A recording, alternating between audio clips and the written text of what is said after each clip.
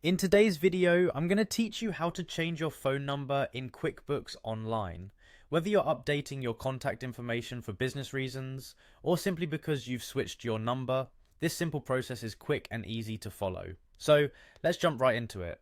To start, open your preferred web browser and head over to the QuickBooks Online sign-in page. Once there, you'll see a sign-in option. Click on it to begin.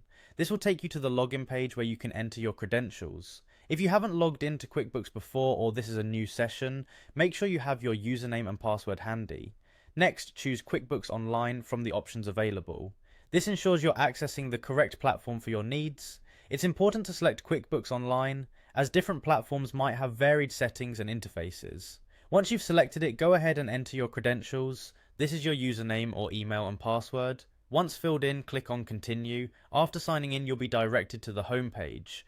Here, we need to locate the settings icon. It's usually found in the upper right corner, but could vary slightly depending on your version of QuickBooks Online or any recent updates. Give it a click to open up a drop-down menu with various options. From this menu, select Account and Settings. This section contains all your business's account details and settings. Once you're in the Account and Settings page, find and click on the Company tab. It's typically on the left-hand side of your screen. This section deals with all of your primary business information stored in QuickBooks. Within the Company tab, navigate to the Contact Info section. This is where you'll find all your company's contact information currently on file, including the phone number you wish to change. Click into this section so you can begin editing the necessary fields. Now locate the company phone field that's pre-populated with your existing phone number. Click into this field and either delete or backspace the old number. Then type in your new updated phone number. It's important to make sure the number is correct and formatted properly to ensure smooth correspondence and communication with clients and stakeholders.